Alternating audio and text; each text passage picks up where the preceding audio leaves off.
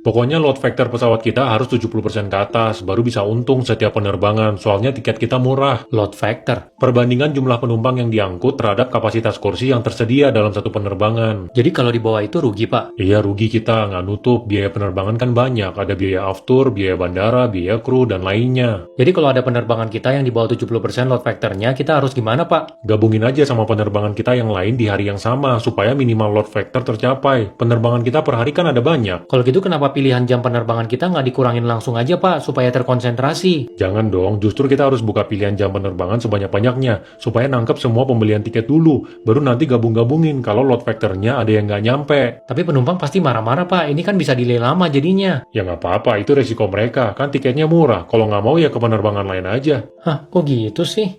Saya rela digaji berapapun di pabrik kabel Bapak, yang penting saya dapat kerja dulu. Saya orangnya jujur dan kerja keras, Pak. Rela digaji berapa aja, yakin? Iya, Pak, saya cuma lulusan SMP dan nggak ada pengalaman kerja. Saya tahu diri, Pak, kalau saya nggak kompetitif. Ya udah, kalau gitu saya gaji kamu 1 juta dulu. Mulai besok kamu masuk jadi asisten teknisi di pabrik ya. Baik, Pak. Makasih ya atas kesempatannya. Sip. Nggak nyangka ya, perusahaan saya udah besar sekarang. Kamu sekarang udah jadi direktur utama, pegang semua. Ini karena kamu ngerti banyak. Makasih, Pak. Ini karena growing juga. Selama ini saya selalu luangin waktu untuk serap semua ilmu di sana. Anyway, saya mau tanya sesuatu, Pak. Oh, tanya apa? Gaji saya sekarang kan 30 juta. Saya mau ajukan naik jadi 400 juta, Pak, dengan saham 30%. Gila ya kamu, kok ngelunjak gini? Saya dulu rekrut kamu pas kamu bukan siapa-siapa loh. Dan kamu udah saya anggap jadi keluarga sendiri. Bukan gitu, Pak. Ada perusahaan perkabelan dari luar negeri yang cari direktur utama di sini untuk bangun pabriknya. Gaji 400 juta dan dikasih 30% saham. Kita nggak bisa kasih segitu di sini, profit kegerus nanti. Oke, Pak, nggak apa-apa. Kalau gitu saya resign aja. Kita emang kayak keluarga, tapi saya perlu perhatiin kantong saya juga, Pak. Hah, kok gitu sih? Walid nak Dewi boleh? Boleh Walid, Dewi gembira kalau nikah sama Walid. Nanti kita pisah harta ya? Walid cinta Dewi nggak sih? Masa pisah harta seakan kita bakal cerai? Bukan gitu, bisnis Walid ada hutang bank dan Walid ada kasih personal guarantee. Dewi nggak peduli kalau Walid nak Dewi, ya jangan pisah harta. Yakin ya Dewi nggak mau pisah harta? Iya, Dewi mau Walid buktikan cinta Walid. Sip. Walid, Dewi lihat di berita tadi PT Walid dipailitin. Iya, karena ada nunggak hutang bank, kondisi ekonomi lagi susah. Mereka akan sita harta pribadi Walid karena aset PT nggak cukup. Sita harta pribadi. Iya, termasuk harta pribadi Dewi juga sebagai istri kalau nanti nggak cukup. Kok sampai ke harta Dewi? Kan itu PT Walid. Dewi nggak mau kena. Walid sayang Dewi nggak sih? Bukan masalah sayang, Walid mah anak Dewi. Kan Walid datanya di awal. Personal guarantee itu emang sampai harta pribadi. Kalau nggak bisa harta, ya harta Dewi akan kena juga. Makanya Dewi mestinya dengerin Walid dari awal. Hah, kok gitu sih?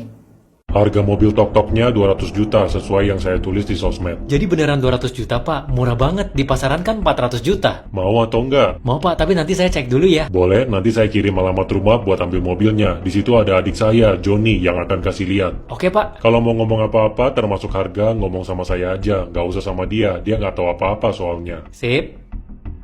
Halo Pak, mobil tok-toknya yang 400 juta masih ada kan? Masih ada, Pak. Nanti saudara sepupu saya, Tono, mau datang untuk cek dan ambil mobilnya ya. Boleh, Pak, tapi nanti harus bayar lunas dulu ya, baru ambil mobilnya. Oke, nanti Bapak nggak usah terlalu banyak ngomong ke dia. Saya bilang ke dia kalau ini hadiah dari kantor. Sebenarnya ini saya beli buat kasih kejutan hadiah ulang tahun ke dia. Oh, baik, Pak. Intinya kalau mau diskusi apa-apa langsung ke saya saja. Sip.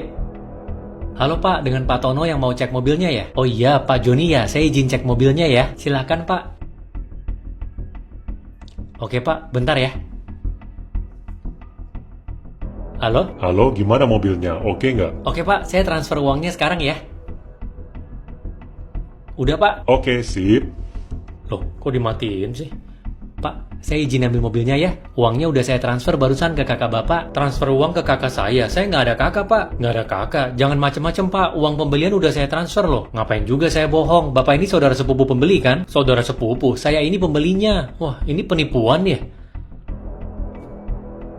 Halo? Halo? Ini penipuan kan, Pak? Saya laporin polisi ya. Balikin uang saya sekarang. Enak aja, siapa suruh goblok gampang tergiur harga murah. Ini namanya transaksi segitiga. Hah, kok gitu sih?